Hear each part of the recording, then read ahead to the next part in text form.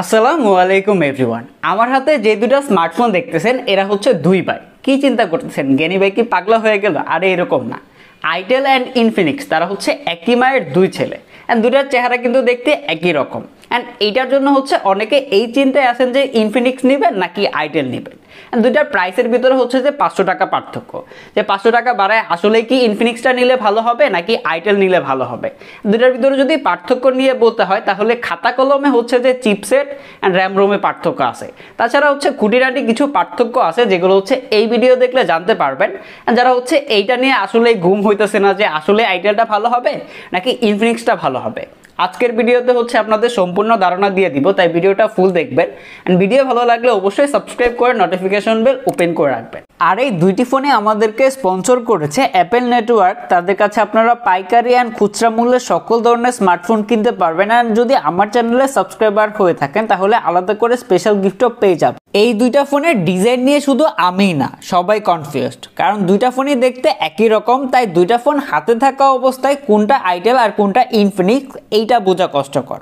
পার্থক্য শুধু দুইটা ফ্ল্যাশ লাইট আর ক্যামেরা মডিউলের পাশে যে সার্কুলার শেপের রিংটা দেওয়া হয়েছে সেটা দেখে বুঝতে পারবেন এইটা হচ্ছে আইটেল আর এটা হচ্ছে ইনফিনিক্স।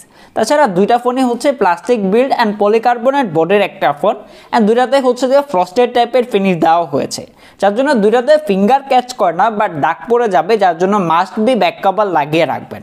আর দুইটার যে ক্যামেরা মডিউল দুইটাই হচ্ছে যে আইফোন 15 প্রো ম্যাক্সের ফিল দেয়, অ্যান্ড দুইটাই হচ্ছে উঁচু, যার জন্য যখন হচ্ছে ফ্ল্যাট সারফেসে রাখবেন তখন হচ্ছে যে দাগ পড়ে যাবে। দুইটাতেই সাইড মাউন্টেড ফিঙ্গারপ্রিন্ট ব্যবহার করা হয়েছে, বাট ইনফিনিক্সটা হচ্ছে যে স্লাইডলি এগিয়ে ছিল আইটেলের থেকে। তাছাড়া দুইটারই থিকনেস হচ্ছে 8.6 মিলিমিটার আর ওয়েট হচ্ছে 190 থেকে 95 গ্রাম। দুটো অলমোস্ট সিমিলারই, গ্রিপিং করতে কোনো রকম অসুবিধা হয় নাই, বাট বড় ফ্রন্ট ফ্যাক্টর হওয়ার জন্য যখন হচ্ছে এক হাতে ব্যবহার করবেন তখন কিছুটা প্যারা খাবেন। অ্যান্ড ওয়েট ডিস্ট্রিবিউশন নিয়ে আমার কিছুটা বলার আছে, এটা আর একটু ভালো হইতে পারতো। অ্যান্ড দুইটাতেই টাইপ সি পোর্ট ব্যবহার করা হয়েছে, অ্যান্ড দুইটাতেই হচ্ছে যে ডুয়েল সিমের পাশাপাশি মেমোরি এক্সপ্যান্ড করতে পারবেন। বাট দুইটাতেই সিঙ্গেল স্পিকার দেওয়া হয়েছে, যেখানে আইটেলের স্পিকারের সাউন্ড কোয়ালিটি ঠিকঠাক থাকলেও ইনফিনিক্সেরটা কিছুটা লাউড ছিল। বাট এইটা আবার যখন ফুল সাউন্ডে গান শুনবেন তখন হচ্ছে কিছুটা ডিস্টরশন খেয়াল করবেন। তাছাড়া দুইটাতে হচ্ছে যে 3.5 মিলিমিটার হেডফোন জ্যাক অ্যাভেলেবেল আছে। এতক্ষণ যারা এইটা চিন্তা করতেছিলেন যে দুইটা ফোনে তেমন কোনো পার্থক্য নাই, তারা হচ্ছে ডিসপ্লের দিকে তাকাইলেই দেখতে পারবেন। যদিও দুইটাতেই সেম 6.6 ইঞ্চের একটি IPS HD+ ডিসপ্লে ব্যবহার করা হয়েছে, বাট ইনফিনিক্সে ব্যবহার করা হয়েছে পানসোল আর আইটেলে ব্যবহার করা হয়েছে বিশেপের নচ, যার জন্য এইখানে হচ্ছে সবথেকে বড় পার্থক্যটা তৈরি হয়। এছাড়াও হচ্ছে দুইটা ফোনে যখন ভিডিও দেখতেছিলাম তখন হচ্ছে ইনফিনিক্সের ডিসপ্লেটা আইটেলের থেকে বেশি ব্রাইট অ্যান্ড কালারফুল ছিল। তাছাড়া পানসোল হওয়ার জন্য দেখতে একটু বেশি ভালো লাগে। অ্যান্ড ইনফিনিক্স আবারও এগিয়ে থাকবে, কেননা এইটাতে ব্যবহার করা হয়েছে 90 হার্জের হাই রিফ্রেশ রেট আর আইটেলে ব্যবহার করা হয়েছে রেগুলার 60 হার্জের একটা প্যানেল, যার জন্য day to day multitasking, social media browsing, even হচ্ছে অন্যান্য যে কাজগুলো করতেছিলাম তখন হচ্ছে আমার কাছে ইনফিনিক্সের ডিসপ্লেটা আইটেলের থেকে বেশি ফ্লুইড মনে হয়েছে। আইটেলে কিছুটা লেটেন্সি খেয়াল করেছে। তাছাড়া দুইটার চিন অ্যান্ড বেজেল অলমোস্ট সিমিলারই, এইটা নিয়ে বলার কিছু নাই। অ্যান্ড দুইটার প্রোটেকশন হিসেবে কি থাকছে এইটা কোথাও গাটাগাটি করে পাই নাই, যার জন্য অবশ্যই আলাদা করে একটি স্ক্রিন প্রোটেক্টর লাগিয়ে রাখবেন। যদিও খাতা কলমে দেখলাম যে দুইটার পিক ব্রাইটনেস সেমই, মানে 500 নিটস, বাট তারপরে আমার কাছে ইনফিনিক্সের ডিসপ্লেটা বেশি ব্রাইট লেগেছে, এটা ইনডোর অ্যান্ড আউটডোরে হোক।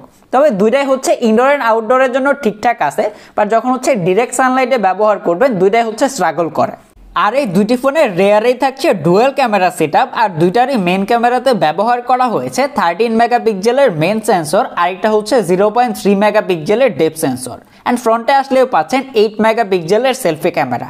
অ্যান্ড দুইটা দিয়ে আপনারা 1080p 30 fps এ ভিডিও রেকর্ড করতে পারবেন।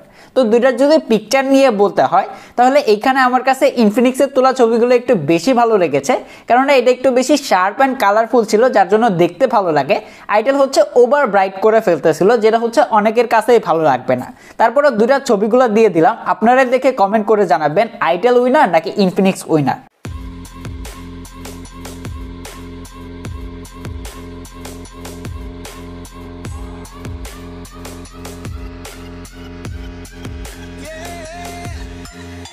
Like the attention, girl, I know you.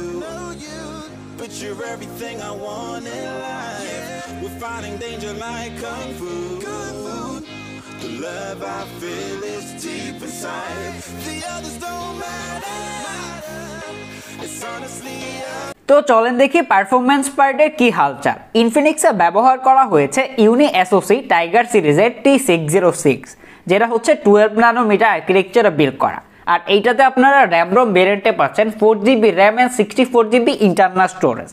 আইটেলে ব্যবহার করা হয়েছে ইউনিএসওসি টাইগার সিরিজের T603, যেটা হচ্ছে 12 ন্যানোমিটার আর্কিটেকচারে বিল্ড করা।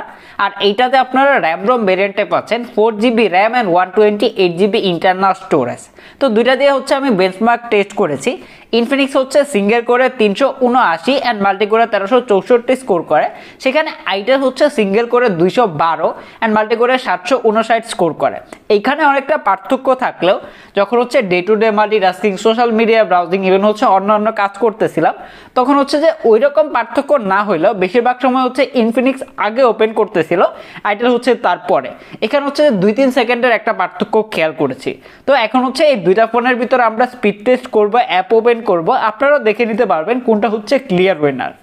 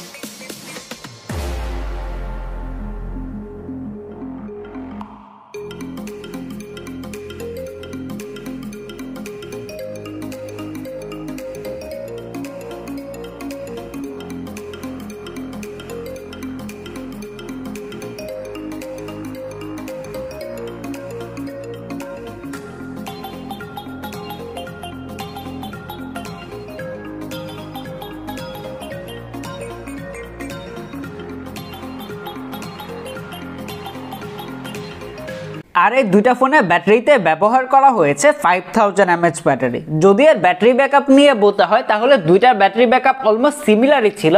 19-20 একটা পার্থক্য খেয়াল করেছি।